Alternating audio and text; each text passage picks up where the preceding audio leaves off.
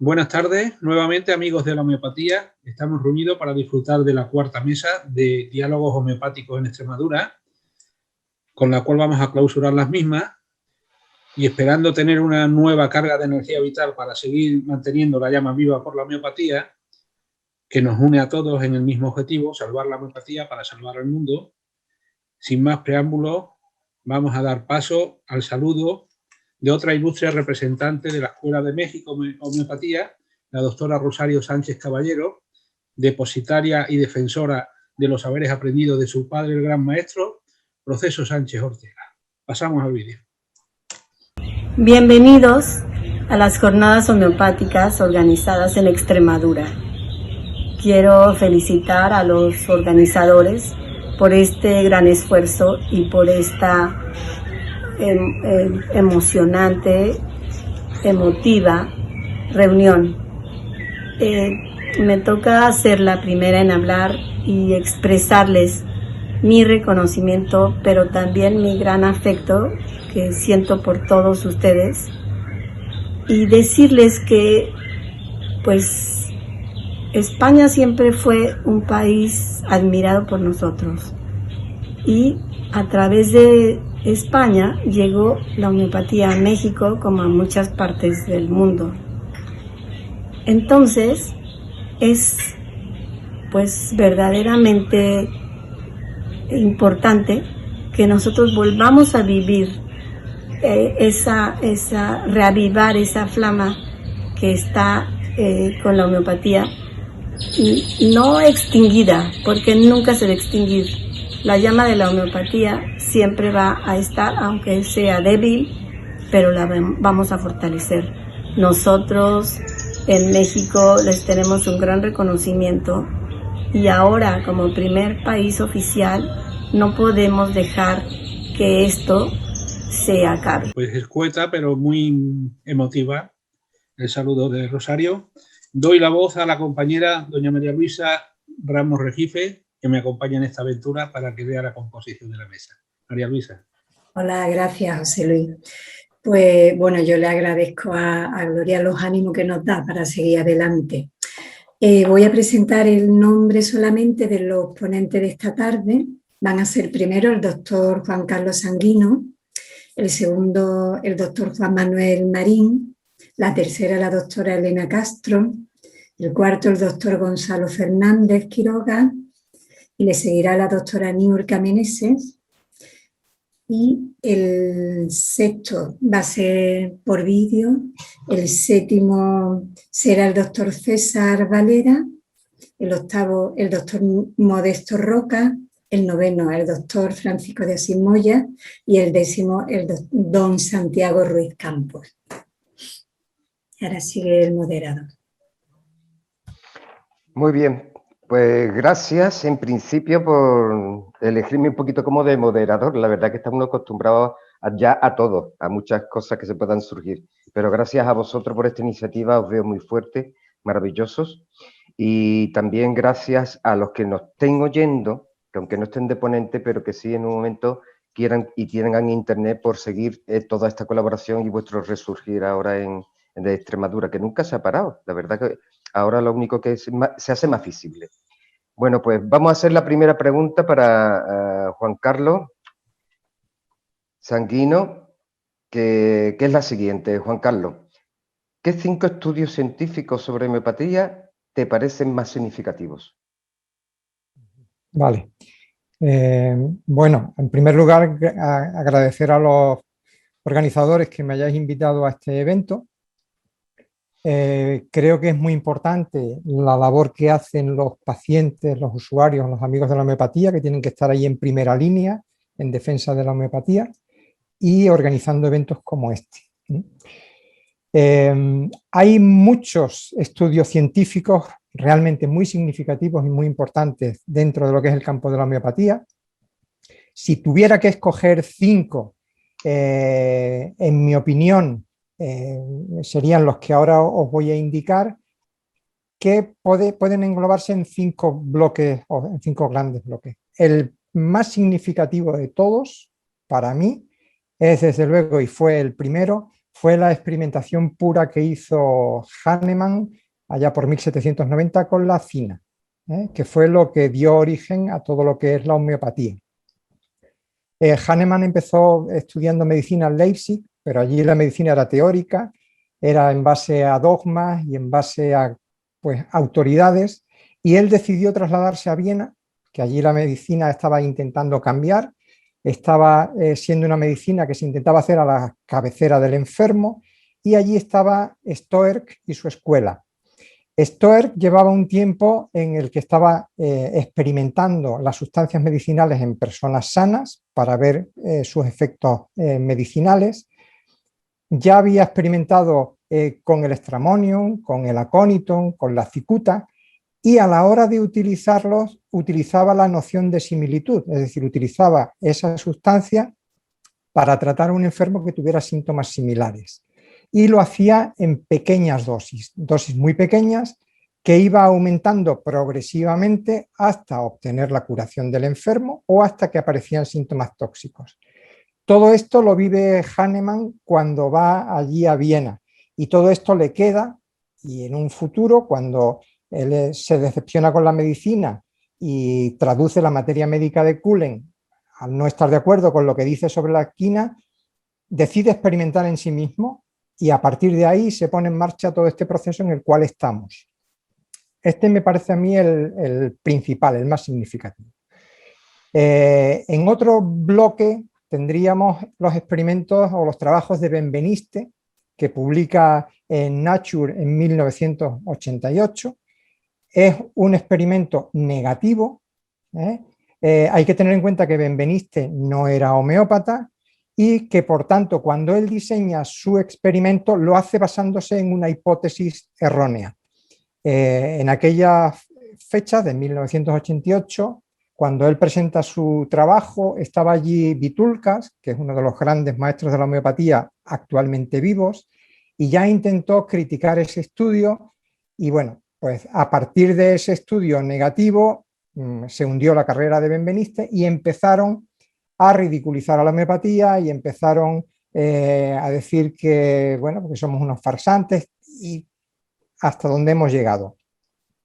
Benveniste, con su experimento, esperaba encontrar que se degranularan los basófilos, no lo consiguió, y lo que se mostró como un fracaso realmente fue un verdadero éxito, puesto que la homeopatía actúa en ese nivel, inhibiendo la degranulación. Esto lo ha demostrado posteriormente, hace ya un tiempo, Philippe Bellon, con sus trabajos del 2004, con la liberación de la histamina. Por tanto, los estudios de Benveniste me parecen también muy significativos.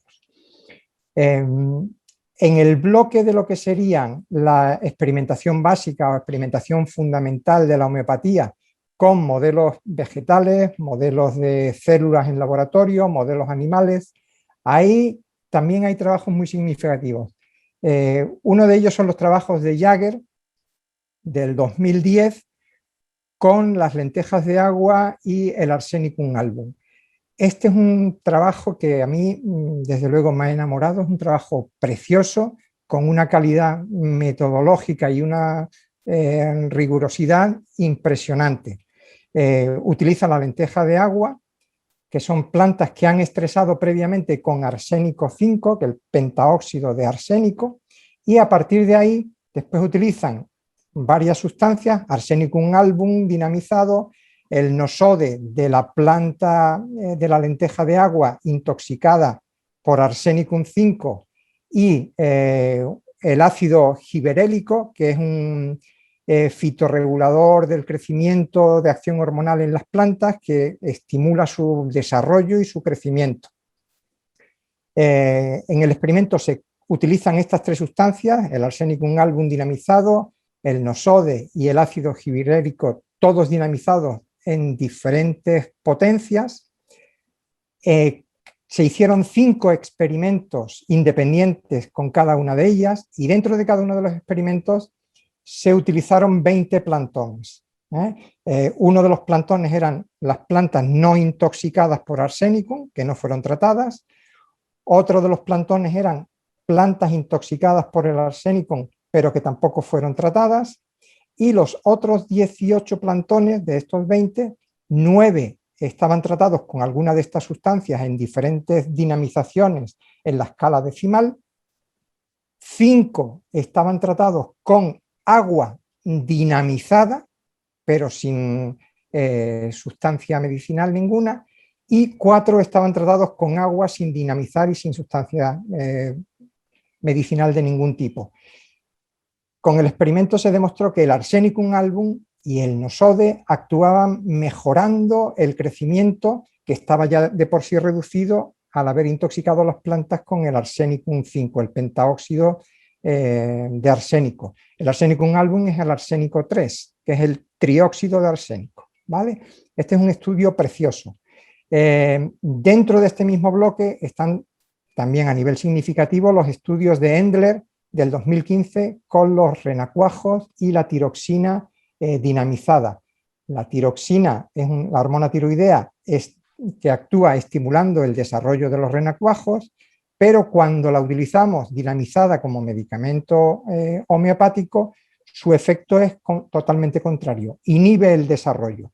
Este estudio también es muy bonito porque se puede ver cómo renacuajos no tratados se desarrollan normalmente, mientras que los renacuajos tratados con la tiroxina dinamizada se lentece el desarrollo. En un cuarto grupo de estudios científicos así significativos entramos ya en la parte de la clínica. Y quizá uno de los más espectaculares y también recientes son las series de casos clínicos realizados en la India por Seema Mahesh, con el apoyo y la ayuda también de Vitulkas, tratando enfermos con gangrena o enfermos con vitíligo. Ellos en la publicación muestran las fotos antes y después del tratamiento. La gangrena no tiene tratamiento en la medicina convencional, el tratamiento básicamente es la amputación. Con la homeopatía individualizada se consigue evitar la amputación. El vitíligo tampoco tiene tratamiento con la medicina convencional, con homeopatía individualizada se mejora y se reduce el vitíligo, y ellos lo muestran en fotos, y esas fotos realmente son impresionantes. Dentro también de esta esfera clínica, como estudios científicos significativos, están por supuesto los de máxima calidad, que son los metaanálisis, las revisiones sistemáticas, y dentro de los metaanálisis encontramos los metaanálisis de Mathieu. Es muy importante los trabajos de Mathieu, hay que tener en cuenta que Mathieu no es homeópata, pero sus trabajos con metaanálisis y revisiones sistemáticas con homeopatía nos demuestran que cuando la homeopatía se utiliza según sus principios y de forma individualizada, son sus metaanálisis del 2015, hay un efecto positivo. Sin embargo, en los metaanálisis que realizan en el 2019 con homeopatía no individualizada, los resultados son negativos, algo que ya de por sí pues conocemos los homeópatas. Y para terminar, en el quinto bloque de estudios así significativos, encontraríamos todo lo que son los estudios epidemiológicos observacionales. Los ensayos clínicos están muy bien, son de una rigurosidad estupenda, pero actúan en circunstancias muy controladas y muy concretas, no es la vida real, mientras que los estudios observacionales sí es la vida real. Y quizá el estudio más significativo en este campo sea el EPI3, que fue realizado, es un gran estudio epidemiológico, realizado en Francia con médicos de atención primaria. Participaron 825 médicos, de ellos 197 eran alópatas, 272 homeópatas y 356 que practicaban las dos medicinas. Se reunieron cerca de 8.600 pacientes y se estudiaron básicamente 3 cohortes concretas: infecciones respiratorias de vías altas, el dolor musculoesquelético y personas con problemas de sueño, ansiedad y depresión. Básicamente se valoró si había diferencias significativas entre los tratados con medicina convencional, los tratados con homeopatía, y se observó efectos positivos de la homeopatía en el sentido de que se consumían menos medicamentos, menos antibióticos, menos antiinflamatorios, menos psicotrópicos, no había una pérdida de oportunidad terapéutica en el sentido de que no había fracasos así terapéuticos importantes, ni había retrasos en los diagnósticos y había, por supuesto, menos efectos adversos al utilizar menos medicamentos convencionales. Esto, en mi opinión, es una opinión personal que puede ser discutible, son, digamos, los 5 estudios o los 5 grupos así más significativos. Podemos encontrar muchísimos más, pero esto es lo básico. Pues muchísimas gracias, Juan Carlos. Vamos ahora con Juan Manuel, que aparecería por ahí, y le vamos a hacer la siguiente pregunta. ¿Cuáles son las evidencias clínicas más importantes en su experiencia clínica, a lo largo, por lo menos, de lo que sabemos de más de 30 años de actividad? Bueno, buenas tardes a todos y muchas gracias por la colaboración, por la participación y pues para mí un placer estar aquí. Cuando se puso en contacto conmigo José Luis para participar en esta mesa o en este evento y me planteó el tema de las evidencias científicas y clínicas, le dije, bueno, no sé, ahora hay un montón de publicaciones donde esto está recogido y no sé si eso va a ser una retahíla de descripción de estudios, ¿no? Ahí están los trabajos de Sergi Abanades y Marta Durán, que ya se presentaron en la OMC, que lo sabe también muy bien la doctora Tremiño. Bueno, existen muchas publicaciones y yo le dije a José Luis, yo prefiero hablar de mi experiencia clínica porque es de lo que más calor y más vitalidad puedo poner en ello, ¿no? Y pensando qué podía decir, porque después de 30 años de experiencia clínica, he tenido una consulta bastante activa mucho tiempo, era una consulta en la que estaba abierta a todo tipo de pacientes, desde niños, desde pediatría, desde niños, desde neonatos hasta ancianos, pues los cuadros clínicos resueltos han sido muchos, ¿no? Entonces yo los podría clasificar entre, vamos a decir, patologías menores, que van desde cuadros catarrales recurrentes, otitis, amigdalitis de repetición, bronquitis asmatiforme resueltos, cuadros dermatológicos diversos.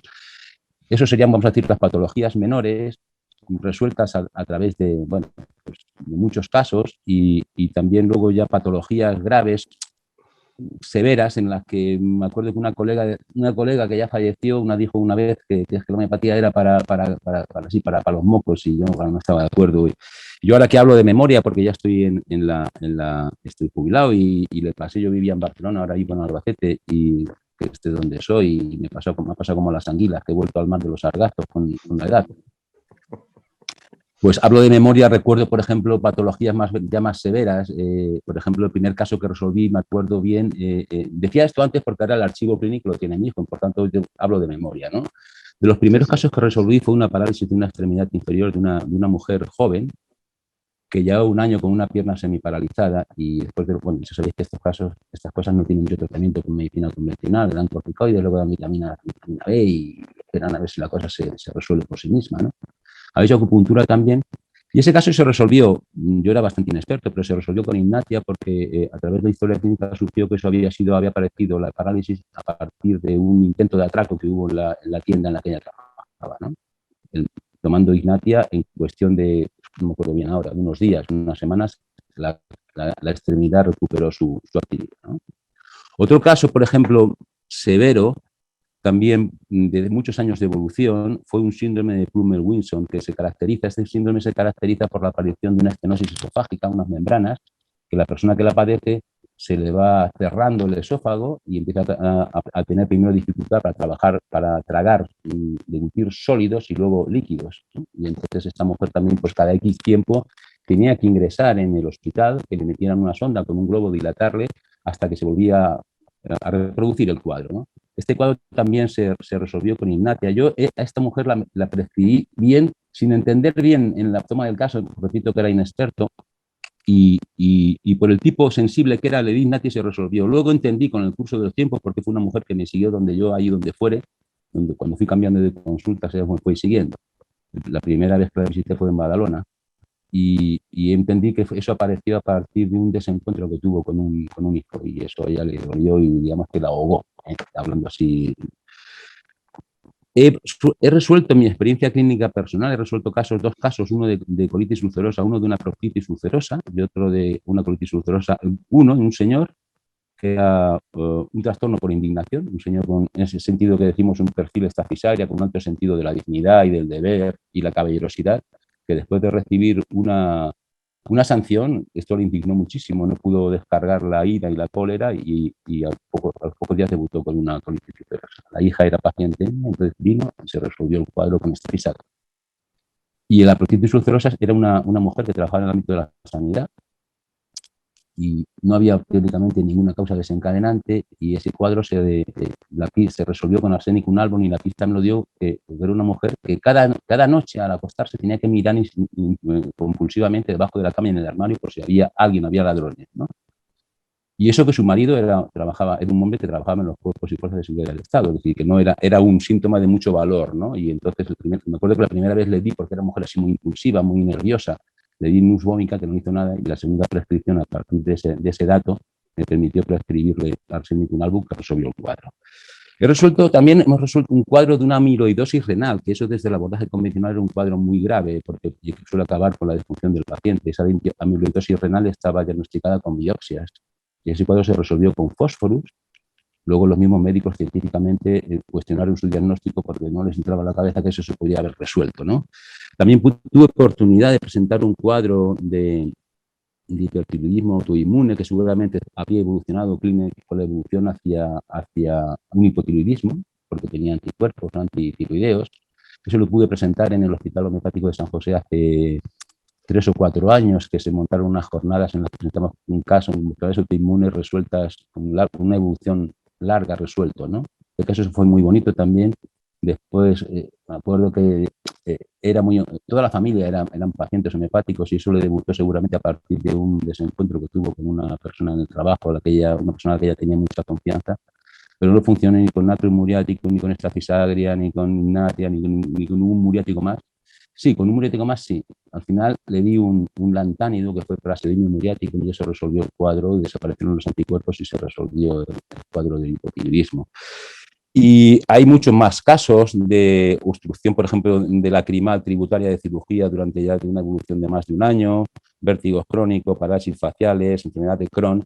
Pero como hay poco tiempo, quiero acabar comentando 2 casos muy, muy bonitos. Uno que fue de colaboración, vamos a decir, eso que podemos llamar medicina integrativa, en el que, bueno, era una persona joven que había sufrido un politraumatismo, estaba ingresado en la UCI de trauma de Vallebrón.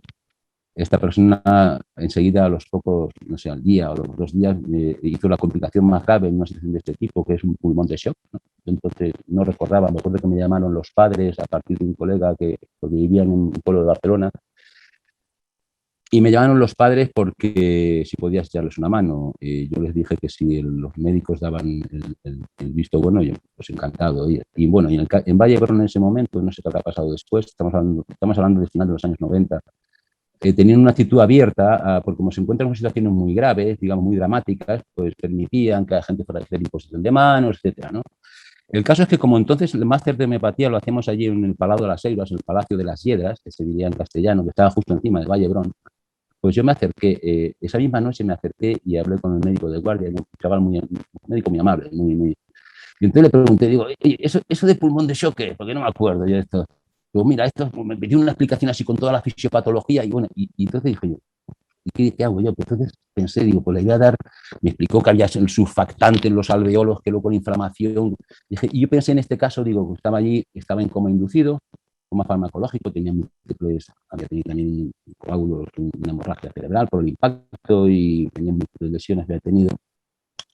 Pues me planteé darle varios medicamentos. Dije, bueno, le voy a dar por el antimonio tartárico por la acumulación de moco, árnica por el traumatismo y carbovegetabilis por la hipoxia. Hice yo esa composición. Esa misma noche, ¿no? El chaval estaba allí, estaba pues en la UCI, estaba con tratamiento, obviamente, y estaba con oxígeno puro, presión positiva, al lugar le provocaba neumotoras, estaba con muchos,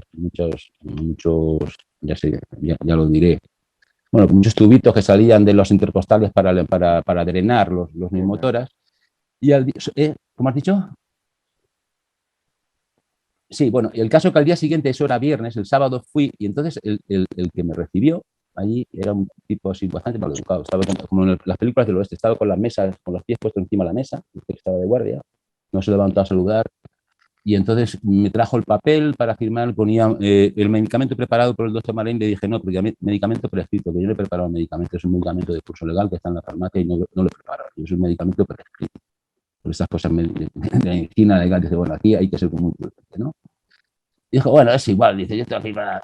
Bueno, el caso que me dijo, oye, digo, explícame esto otra vez del pulmón de Sió, que no tengo muy claro, dice, y me dijo así, me lo dijo en catalán, ¿eh? Digo, hoy que se foten una hostia, si te dan un puñetazo y te da la cara, se te hincha la cara y dice, pues este se le hincha el pulmón. Dije, ah, sí, pues solo arnica. Entonces, en las órdenes médicas, las enfermeras le prescribí árnica 200A, 10 gotas sublinguales cada hora. Es decir, en una cuestión de, no recuerdo bien ahora si fue 8 o 10 días, las gasometrías que estaban cada vez bajando más, cuando yo fui a verlo estaban en el orden, eran del 40 y tantos %, presión parcial de oxígeno, pues se detuvo y empezó a mejorar, y en cuestión de 10 días lo destetaron, que le decían, le sacaron, y bueno, luego los padres pasaron de la inquietud a la euforia y luego pues vieron que después de salir del cuadro tenía una vértebra dorsal había estallado, ¿no? Y tenía una cuña que segaba la médula y estaba parapléjico, pero eso no se podía ver en ese momento porque por el pulmón de Sió la placa lo que veía es una masa blanca, no se veía absolutamente nada a la columna vertebral, ¿no? Pero eso fue un caso muy interesante porque yo me acuerdo que el médico que lo llevaba, el adjunto, el doctor Robles, le dije que eso tenía que hacerlo, darle árnica a casi toda la persona que entrara allí por protocolo, ¿no? Y me contestó que eso no podía hacerlo porque no se lo iba a permitir el jefe de servicio, ¿no? Es una cosa curiosa, a pesar de que fue una cosa muy sonada, porque luego me acuerdo que una alumna del máster que estaba en el laboratorio de microbiología me comentó ese caso, y dice, pues fui yo el que lo traté, porque una vez allí fui a verlo, porque el tema de la microbiología a mí me interesaba, y una vez me llamó que estaba de guardia, fui a visitar allí el laboratorio, ¿no?, de microbiología. Y otro caso muy interesante, que le pasé la grabación a Coral Mateo, fue el caso de en este caso se puede presentar como un cuadro veterinario, pero porque era una yegua al paciente. El paciente yo escribí un libro sobre vacunas hace ya tiempo, y entonces a través de otra persona vinieron un padre y una hija joven a la consulta, a la última hora de la consulta. Esto era para el año 2006. Yo pensaba que la paciente iba a ser la hija. A mí me dijo que no era para la hija. Yo pensé que raro que un padre o un adulto venga con la hija a la consulta. Tampoco era para el padre, era para la yegua. Entonces me describieron que desde hacía ya prácticamente un año, la yegua que tenían en la hípica, pues ellos decían que a partir de una vacuna que había recibido contra la gripe equina y el tétanos, había hecho un cuadro de bloqueo del tren posterior, de las patas posteriores, de manera tal. Ellos me lo describieron.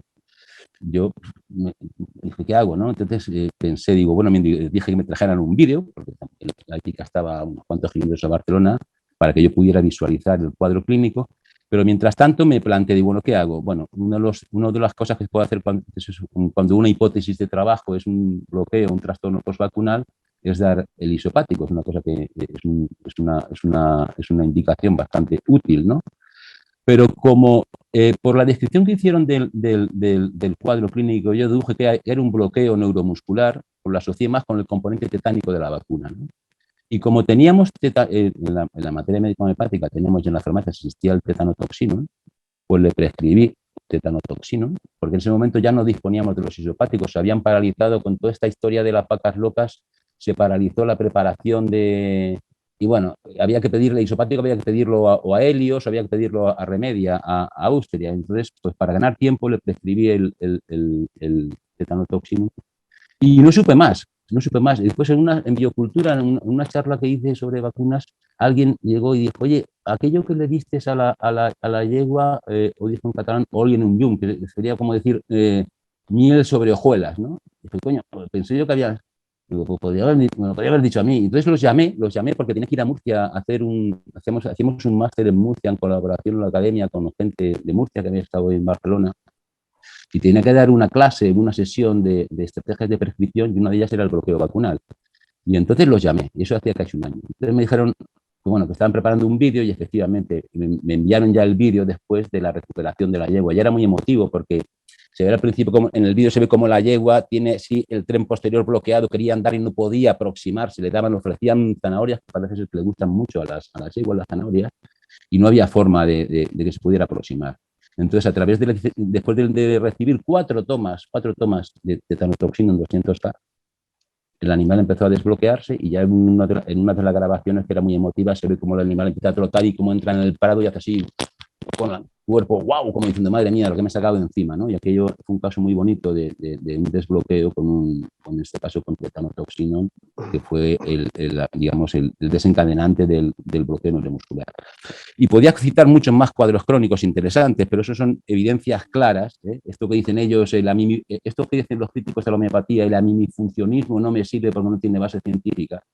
Y quería hacer una reflexión porque yo llegué a la Facultad de Medicina habiendo estudiado antes historia. Yo quería ser médico, pero por el camino, por razones que no vienen al caso, me licencié antes en historia.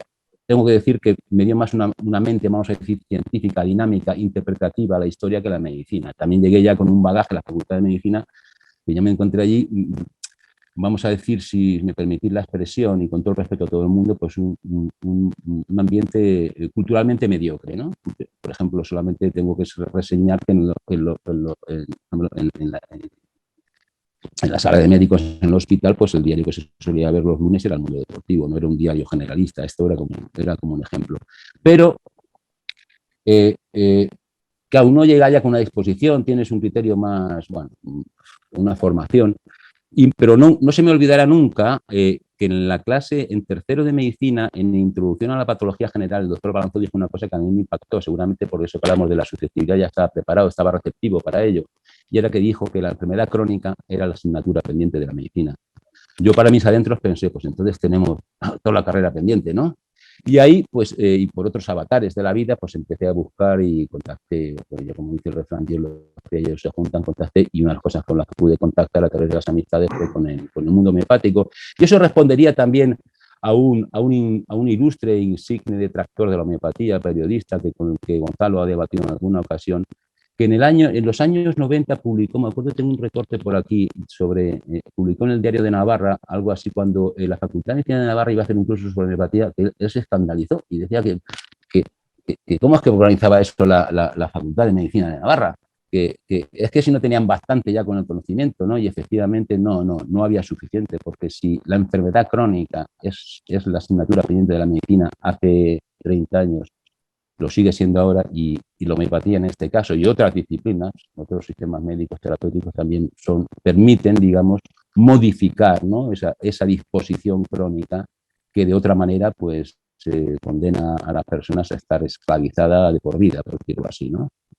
Y otra cosa que quería decir para el final, ya que hemos hablado de evidencias, es que en un libro nonato que tengo a punto de acabar, que no acabé, que me propuso también la editora del libro de vacunas, Ana Moncho de Icaria, hicieron un libro en defensa de la homeopatía cuando empezó la ofensiva, ¿no? Y claro, una de las cosas que siempre me ha gustado aclarar a mí personalmente es cuando había una crítica, ya sea a la homeopatía o a lo que sea, me gusta entender si esa crítica tiene fundamentos o no. Y una de las cosas que he investigado bastante es el concepto de evidencia científica. ¿Qué es esto de la evidencia científica y cómo se elabora, ¿no? Porque se utiliza como mantra para muchas cosas y también para justificar actuaciones sobre la sociedad, con protocolos, etcétera, ¿no? Y yo recomiendo a los colegas que leáis un libro que se llama, que encontré, porque cuando te metes a escarbar en internet sobre esto tienes 4 millones o más de entradas, y es un laberinto en el que es difícil, digamos, desenvolverse. Entonces hay un libro de Domingo Comas Arnau que se titula, entre interrogantes, ¿qué es la evidencia científica y cómo utilizarla?, ¿no? Una propuesta para los profesionales de la intervención, en el que recomiendo leerlo porque él mismo afirma en ese libro que ahora se utiliza mucho el tema de la evidencia científica como estrategia de poder, para descalificar, sin que eso sea así. Entonces, el entender cómo se construye la evidencia en el mundo en el que estamos, esto viene de la época de Kant, y que después lo retomó en su época más adelante, muchos años después, muchas décadas después, la medicina basada en la evidencia. Entender cómo se construye la evidencia y cómo se elabora, uno se da cuenta, digamos, del gran, digamos, montaje que supone todo esto, porque en tiempos de Kant, pues en el mundo académico, digamos, estábamos en los albores, podemos decir, del capitalismo, y seguramente la actividad científica no estaba contaminada todavía por los intereses, vamos a decir, comerciales, ¿no? Entonces, Kant decía que había que, cuando para que una cosa tuviera una evidencia, un concepto de evidencia, que le llaman así la hipótesis antigua, no me acuerdo bien de memoria, ¿no? Pues se tenía que mirarse, hacerse bien una pregunta, luego ir a las publicaciones que hubieran en el ámbito académico, ver cuál se fundamentaba y decir, bueno, esto tiene evidencia, ¿no? Bueno, eso es retomado después por la medicina basada en la evidencia, que sabéis que es una mala traducción, que debería llamarse medicina basada en pruebas. Y entonces eso lo que se ha traducido es la evidencia se construye en torno a publicaciones, o sea, trabajos publicados en revistas de reconocido prestigio. Claro, quién publica, qué se investiga y cuáles son las revistas de reconocido prestigio. En torno a esto hay un montaje, yo lo desconocía, brutal, porque luego hay gente que son buscadores de evidencias, que es como gente que están como ratas de biblioteca, y luego están los factores de impacto, de manera tal que sabemos que si yo quiero vender un producto, busco un experto o tengo un negro que hace el trabajo, el experto lo firma, si eso luego se publica en muchas más revistas va a tener un gran factor de impacto y esto va a hacer que tenga mucha más evidencia y eso va a justificar actuaciones que tienen un gran calado sobre la población, ¿no? Entonces, yo quería que el tema quería tocarlo y lo dejaré aquí porque no hay tiempo más, pero que evidencias clínicas las hay muchísimas. Ahí están los tratamientos, o sea, los éxitos homeopáticos en las grandes epidemias de cólera y en la gripe del siglo pasado, ¿no? La gripe llamada española, y luego están pues, la infinidad de evidencias clínicas que tenemos todos los médicos que hemos trabajado con un poco de rigor con la homeopatía, ¿no? Y otra cosa ya, y finalizo, y esto lo he dicho mucho tanto a mi hijo como a los colegas, es que una de las cosas de las virtudes que también tiene la homeopatía, diría una virtud indirecta, es cuando uno a veces dice, sobre todo en pediatría, dice, bueno, es que uno tiene la sensación, es que no le da el medicamento adecuado, pero la gente se sabe, ¿no? Y una de las grandes, digamos, virtudes indirectas que tiene la homeopatía es que no bloquea cuadros, ¿no? Porque aquí hay una tendencia, hay también otro libro muy interesante de Calvingham que se llama Lo normal en la patología, que tendemos a hacer sinónimo de patología lo que es la anormalidad. Y la anormalidad no es sinónimo de patología.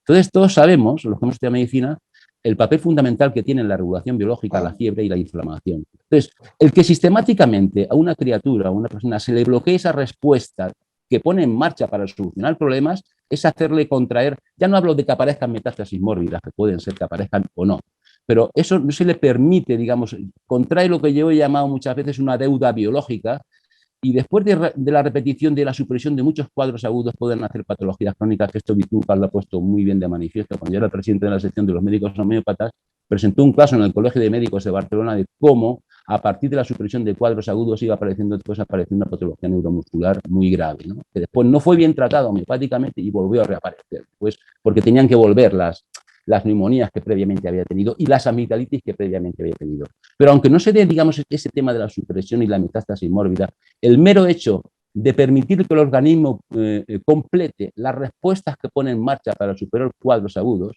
pues eso es muy importante y es muy beneficioso para la salud. Porque como decía Sydenham, creo que era Sydenham, un gran médico del siglo XVII, las enfermedades agudas son divinas y las crónicas son humanas. Y aquí acabo. Buenas tardes. Muchas gracias, José Manuel. Nos ha ilustrado enormemente. Juan Manuel. Juan Manuel. Nos ha ilustrado enormemente. La verdad es que tiene una oratoria excelente. Pero muchas gracias. Está esa evidencia clínica que realmente respalda toda esta sabiduría que tienes. Como has nombrado últimamente y has hablado de pediatría, vamos a darle paso ahora a la doctora Elena Castro, pediatra, y le vamos a hacer la siguiente pregunta. ¿Qué piensas, Elena, de la experiencia de la aplicación de la homeopatía en tu trabajo? Va a ser una pregunta casi doble, ¿de acuerdo? Porque a esta, ¿qué aplicación tiene la homeopatía en tu trabajo? Va unida a la experiencia que puedes aportar al grupo de investigación y docencia del doctor Proceso Sánchez Ortega. ¿Qué piensas, Elena? Hola, buenas tardes. ¿Se escucha bien? Sí. Bueno, en primer lugar, dar las gracias a la Asociación ATAE y celebrar sus primeras jornadas.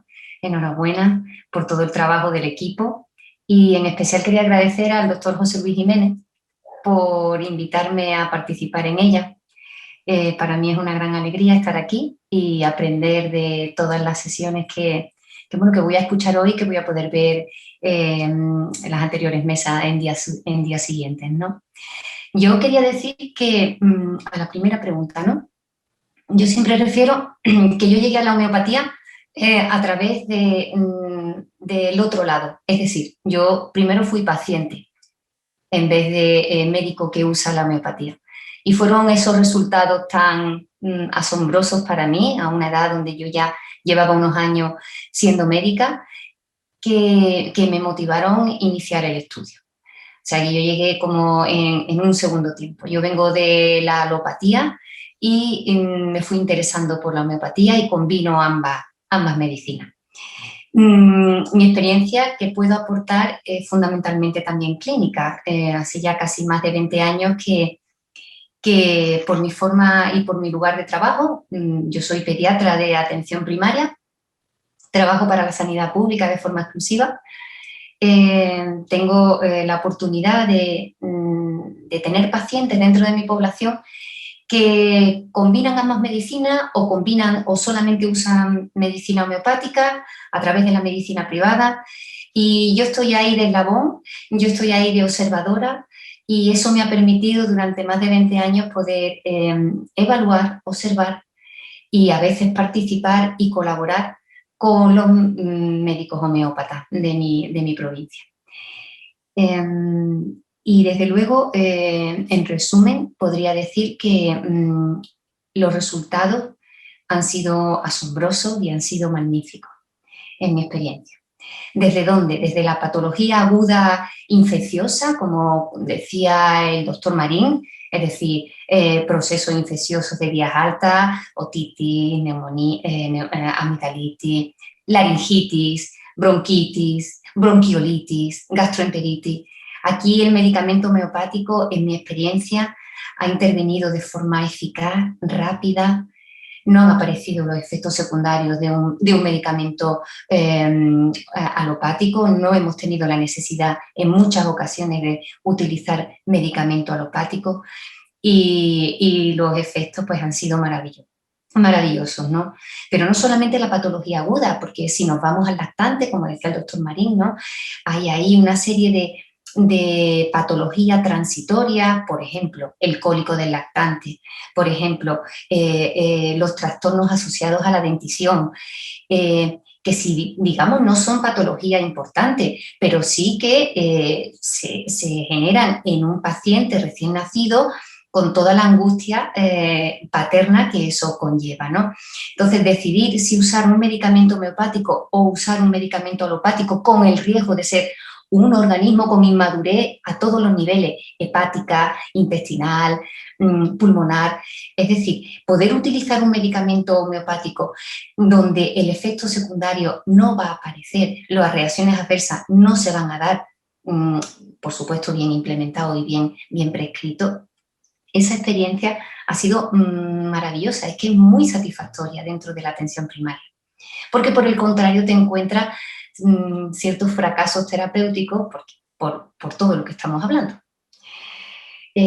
No solamente eso, por ejemplo, como ustedes bien sabéis, aquí se encuentra mi compañero pediatra Juan Carlos, que ha sido una alegría poderte escuchar.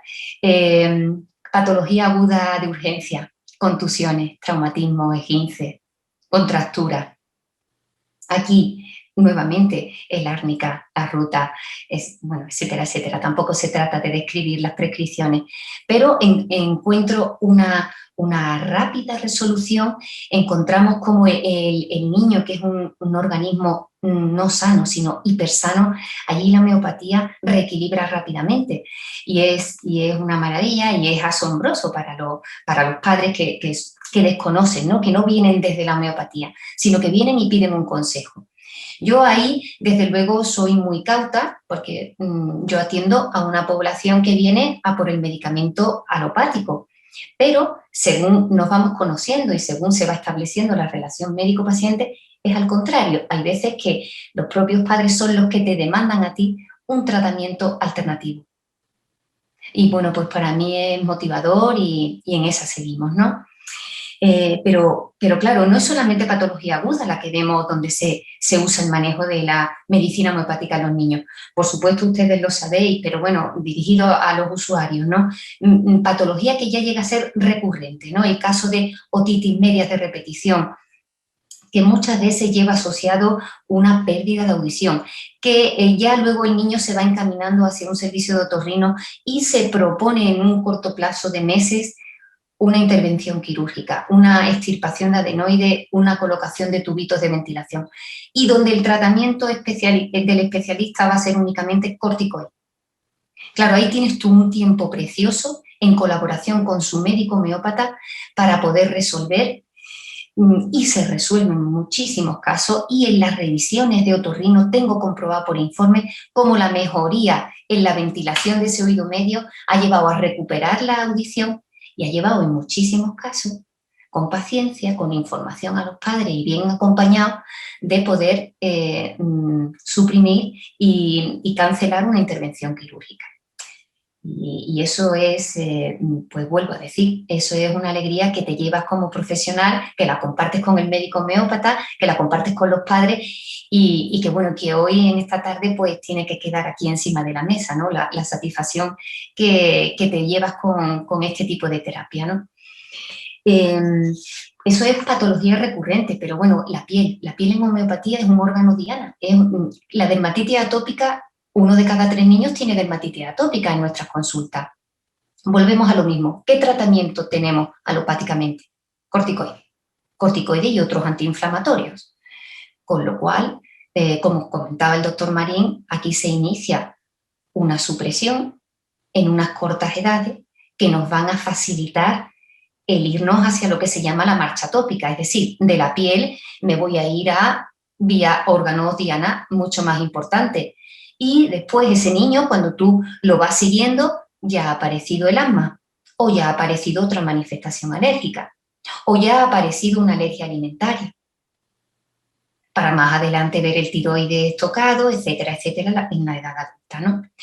Entonces, claro, cuando tú te ves en estos casos y lo comentas, informas a los padres, y los padres deciden, por supuesto, como no puede ser de otra manera, pero con conocimiento, aquí el médico homeópata es que evita la enfermedad crónica. Y vuelta a lo mismo, ¿no? Tenemos muchos casos de niños mayores que han sido tratados homeopáticamente en su edad de 2 años, 3 años, 4 años, y vemos la resolución del cuadro. Y no se ha producido un asma cuando venían a lo mejor de madre y padre alérgicos asmáticos, o de familia paterna o materna con una línea ascendente de asma en la familia. Bueno, y vuelve a ser maravilloso, ¿no? Merece la pena el esfuerzo y el sacrificio, la verdad. Y bueno, ya otro tipo de patología que, bueno, viene a colación con esto es el asma, ¿no? El asma, la enfermedad crónica más prevalente en la infancia. Y aquí seriamente ya los corticoides ya no es puntual, ya tenemos a pacientes tratados de forma inhalatoria a diario. Añádele los episodios de reagudización con corticoides orales, con lo cual, ¿cómo estamos cuidando esa salud para el niño que va a ser un adulto posteriormente? Estamos llevando al niño a una cronificación, estamos llevando a una corticoterapia crónica, aunque sea inhalada. Bueno, pues aquí también tenemos muchos pacientes donde sí hemos derivado desde nuestras consultas al médico homeópata y colaboramos y exploramos al niño en su fase aguda y nos comunicamos con el médico homeópata, o si tengo que hacer una intervención exclusiva en ese momento porque no hay otra forma, la hago con autorización de los padres. Todo ese proceso se va mejorando, se van espaciando los episodios, se va aclarando esa tendencia a enfermar crónicamente y conseguimos muy buenos resultados. Ya como por último, por ejemplo, como patología así más severa, he visto y he tratado en colaboración, por ejemplo, casos de esclerodermia en niños pequeños, psoriasis muy rebelde. También hemos visto cómo se ha ido solucionando el cuadro, cómo se ha ido curando el cuadro realmente. Y casos ya más exclusivos, más raros, ¿no? Dentro de la patología, por ejemplo, patología con anomalía genética, como es la fibrosis quística. Estamos hablando de fibrosis quística. No se me vaya a malinterpretar de que hay curación del cuadro, no, pero tú estás evitando un acúmulo de medicamentos por reagudizaciones, medicamentos que son antibióticos de amplio espectro, en pacientes que de por sí tienen una nutrición muy debilitada. Cuando tú vas viendo los tags de ese paciente y vas viendo que la evolución comparativamente, a lo mejor con otro paciente que está usando una medicina convencional, ves que la evolución, yo sé que hay mucha variabilidad genética en la expresión de la fibrosis quística, pero os hablo de un caso que está evolucionando muy favorablemente. Muy favorablemente. Y ya no os hablo de un niño de 1 año o de 2 años, ya es un niño que está pasada la segunda infancia. Entonces, estos casos son los que te hacen seguir, te hacen sacrificarte todo lo que puedas y seguir ahí estudiando y ampliando conocimiento.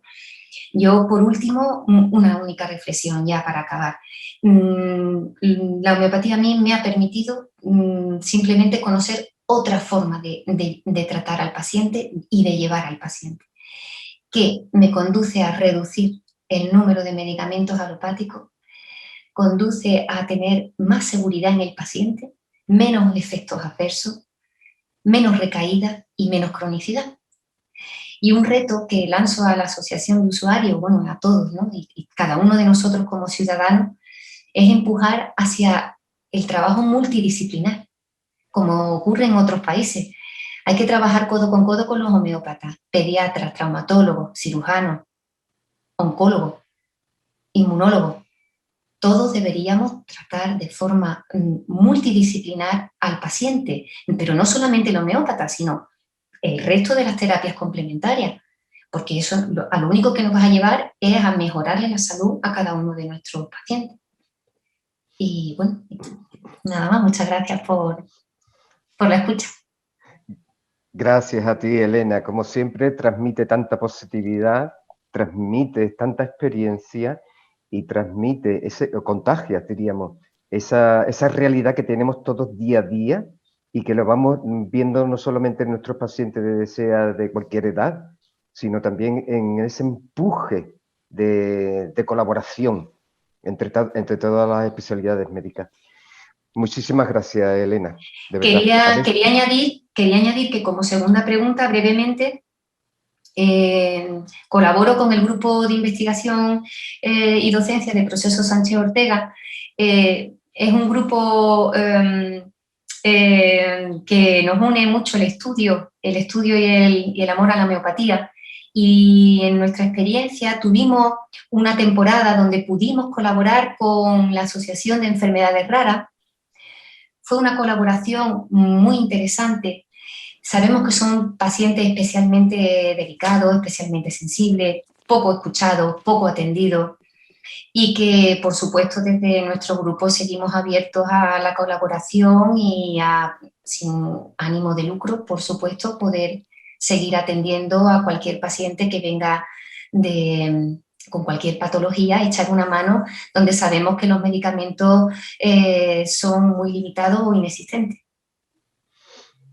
Gracias, Elena.